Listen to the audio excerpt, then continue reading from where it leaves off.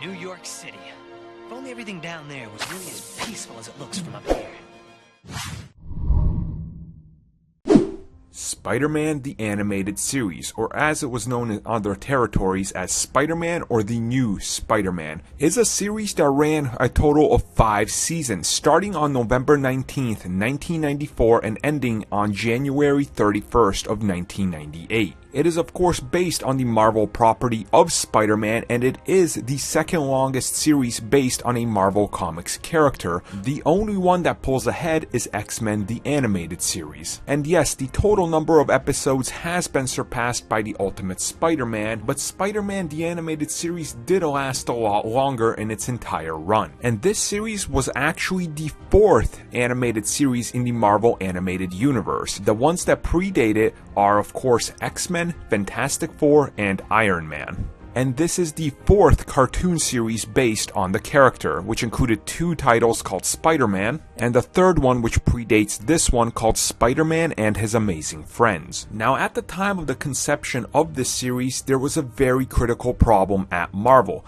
They were facing bankruptcy and possibly going out of business numerous times, and this was seen as a way to try to salvage themselves. Avi Arad, who would become synonymous with Spider-Man over the course of the next few decades, would actually start to build the Marvel Animated Universe. But that wasn't the only idea Avi Arad had at the time, considering he just started a brand new company called Toy Biz, which they could use in conjunction with all of these animated series and make a massive profit due to toy sales being so popular. And of course, another great help would come with the deal with Fox Kids, which at the time was known as the most popular network for children's TV. The original idea Avi Arad had was to make something that was close to something like Batman the Animated Series, and they were actually negotiating with people that were working on that to run the show.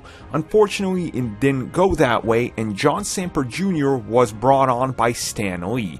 Just a week later, he was released, and a couple of months would go by with no progress on the series until he was ultimately brought back by Stan Lee, and the series went into immediate production. Yeah, hold it right there. Yeah, like I was saying, you're gonna love working down here. It's cool in the summer and warm in the winter. And as you can see, the very early storyboards pretty much remained exactly intact as they went on to produce the first episode. But the Night of the Lizard, which would go on to be the first episode, was never intended to be such. In my research regarding the series, this is what they actually intended, and I quote, "Who was going to be the first villain Spider-Man would face in Spider-Man the Animated Series?" I asked myself. My first choice was Venom. He was the most popular character in the Spider-Man universe at the moment, maybe even more popular than Spider-Man, and we wanted to start the series off with a bang. I had an outline written for a story. I think Lee Wayne was going to be writing first.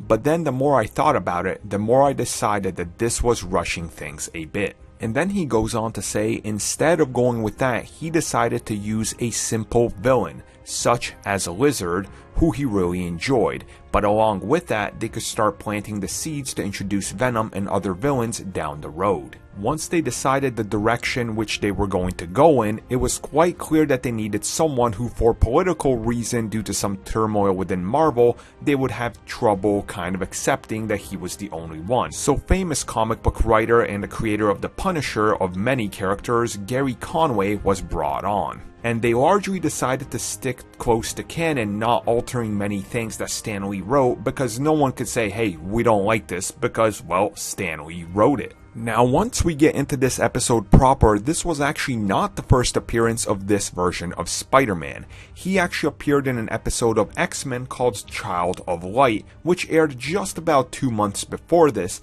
and not only that, he also appears in the Fantastic Four animated series, an episode titled Nightmare in Green, which aired just 4 days before this series would go live. When it comes to the first episode, they wanted to get the very basic stuff in Peter Parker's life that is important, which is of course him going to school, him struggling with work, struggling with money, having a major struggle with trying to deal with Aunt May and his relationships, and of course fighting the villains, which will constantly get in his way. And as we get into the first episode, we are introduced to two sewer workers climbing ladders beneath the streets of New York, and they're working on some electrical units.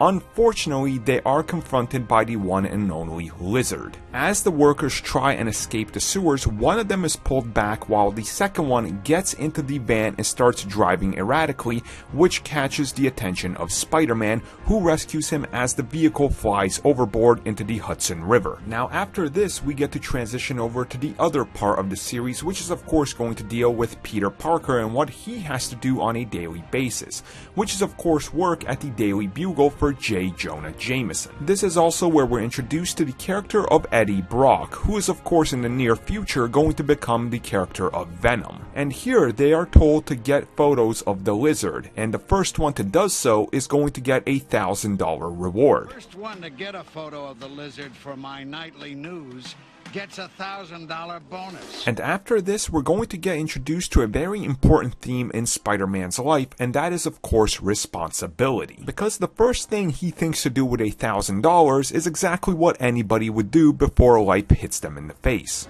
$1,000? I could put it down on a new motorcycle, maybe a car. Wait till I tell Aunt May.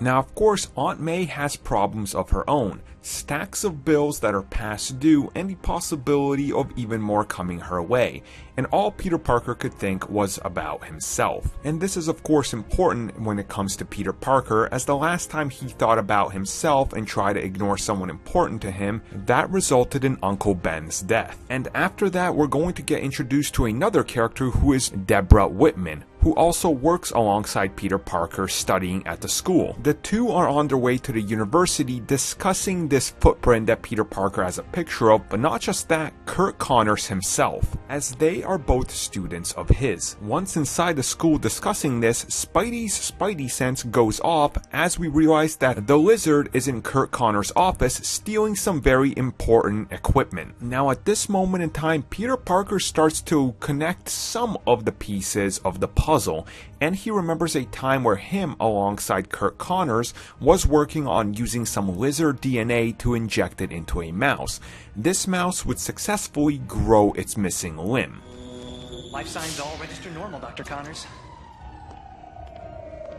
If I'm right, Mickey here is better than normal. A reptile's ability to grow a new limb in a mammal, and the neogenic recombinator. Incredible. No, Peter, this is just the beginning. After this, we are going to get introduced to another character who makes his only appearance in this series. This would be Kurt Connors' son, Billy Connors. Is Daddy coming home? I don't know, Billy.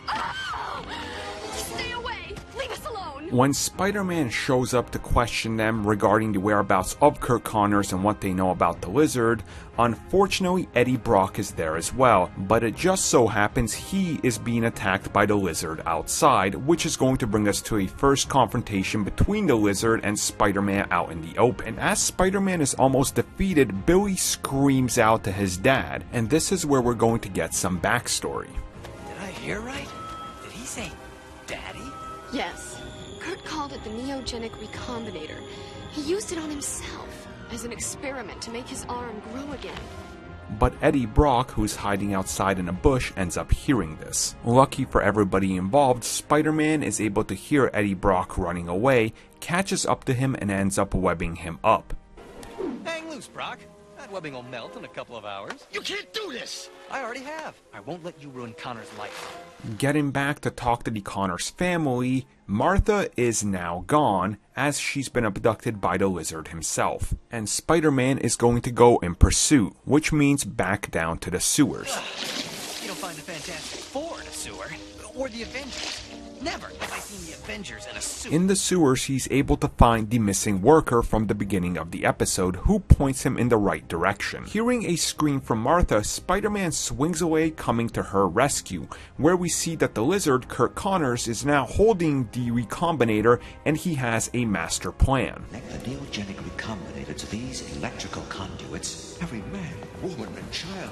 I can transform all of them. So yeah, his big master plan is of course to turn everybody into lizards like himself, where no one will be judged and they can all live peacefully. So Spider-Man isn't going to have any of that, and the two are going to get into a battle. The conflict comes to an end as both characters are underwater, and Spider-Man reactivates the Recombinator, which blasts both of them, turning Curt Connors the Lizard back into just plain old Curt Connors. And as a new day dawns, we see that J. Jonah Jameson, along with Eddie Brock and two police officers, is brought to the Connors home.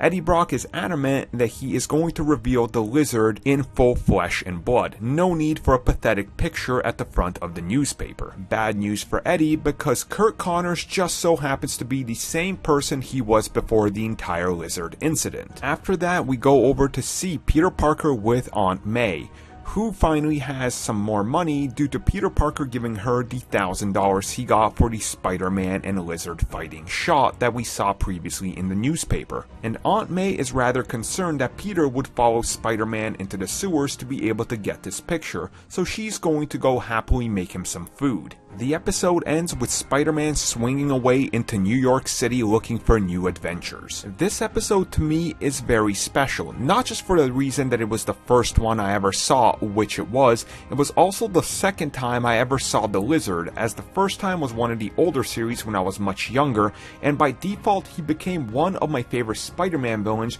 just because he was the first. And of course, going back to this series and looking at it almost 2 decades after this episode came out, I still find it impressive that this holds true to the core of Spider-Man and who he is. But it does exactly what they set out to do. It looks good, specifically for the time being. It also starts setting up the character of Eddie Brock, aka Venom, which they originally wanted to do first. And there are quite a few other Easter eggs throughout here, like the mention of Ned Leeds, also the reference of the Lizard King, and a few other notable things such as the Incredible Hulk, the Avengers, and even the Defenders get a name drop. Spider-Man, the animated series, still to this day remains one of my favorite, if not favorite, Spider-Man cartoon from a pure nostalgia standpoint, and this still remains one of my favorite episodes, and anytime it's on TV or I'm just looking for something to watch, if I put it on, it has my attention the entire time.